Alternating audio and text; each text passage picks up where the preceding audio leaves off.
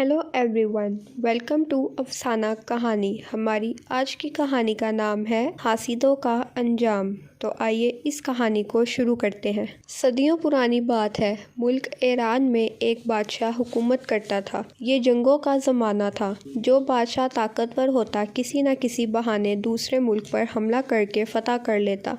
बादशाह के दरबारों में ज़हीन और अक्लमंद वज़ीरों और सिपहसालारों की बड़ी कदर होती थी। बहादुर फौजियों को भी बहादुरी पर इनामात मिलते थे।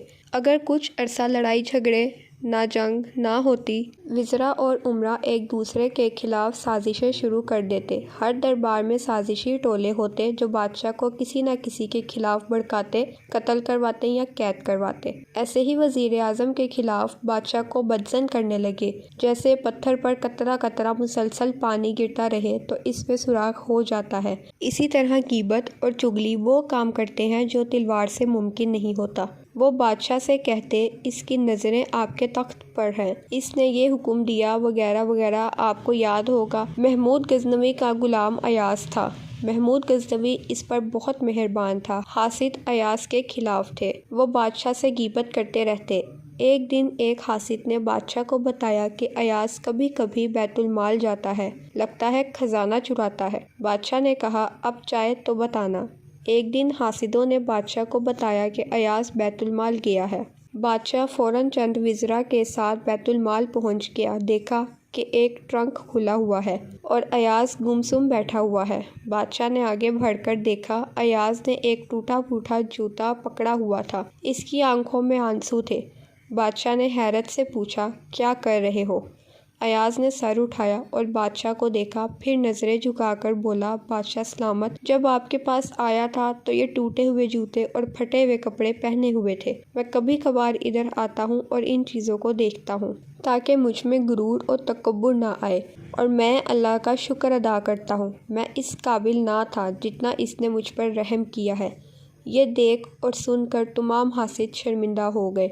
ईरानी बादशाह ने चुगलखोरों और हासिदों के कहने पर वज़ीर आज़म को कैद करवाया और इसकी आंखों में गरम सिलाइयाँ फिरवा कर अंधा कर दिया और एक कैद खाने में फिंकवा दिया। आज बादशाह के दरबार में एक जोहरी आया।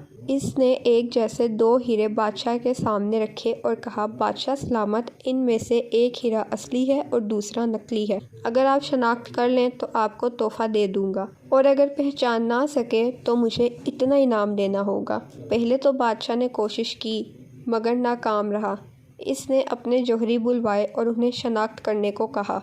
वो भी नाकाम हो गए। इसने बताया कि इससे पहले 2-3 बादशाहों के दरबारों में गया था, वहाँ से भी इनामात जीत कर आया है। अब तो ये बात बादशाह के लिए चैलेंज बन गई थी। वो हीरा की शनाख्त ना कर सका। बादशाह और इसके दरबारी परेशान थे कि क्या करें। कि एक दरबारी ने कहा, बादशाह सलामत, जान की अमान पाऊँ तो एक बात कहूँ। जान की अमान दी, बताओ क्या बात है? बादशाह सलामत, आपने वज़ीर आज़म को कैद करवाया है और अंधा किया है। वो इस हीरे की शनाख्त कर सकता है, क्या तुम्हें यकीन है? बादशाह ने पूछा। जी हजूर, इसके पास अक्ल और इल्म है। मुझे यकीन है कि वो इसमें ज़रूर कामयाब हो जाएगा। वज़ीर आज़म को पेश किया जाए। बादशाह ने हुक्म सादिर किया। कैद खाने से वज़ीर आज़म को लाया गया। वो कमज़ोर हो गया था, इसकी तबीयत ख़राब थी। बादशाह ने इसका हाल चाल पूछा और कहा कि वो असली और नकली हीरा शनाख्त करे। इस पर हासिद और चुगलखोर हंसने लगे। जब आंखों वाले पहचान ना सके तो ये अंधा कैसे पहचान सकेगा? वज़ीर ने कहा, हुजूर, मेरी तबीयत ख़राब है, मैं कुछ देर धूप में बैठना चाहता हूँ। वो हीरे लेकर धूप में बैठ गया।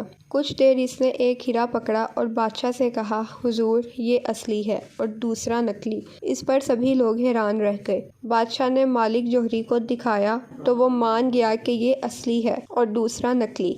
इसने असली हीरा बादशाह को तोहफा दे दिया। बादशाह बहुत खुश हुआ और हैरान भी हुआ कि इसने कैसे शनाख्त किया। वज़ीर ने कहा, बादशाह सलामत, जिस तरह आपको खरे खोटे हीरे की पहचान नहीं, इसी तरह आपको इंसानों की भी पहचान नहीं। आपने हासिदों के कहने पर मुझ पर जुल्म किया। आज अल्लाह ताला ने मेरी लाज रख ली।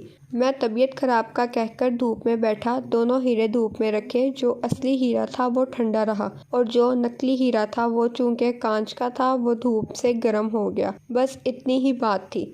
बादशाह को शर्मिंदगी का सामना था। इसने हुक्म दिया कि वो तमाम हासिदों के सर कलम कर दिए जाएं।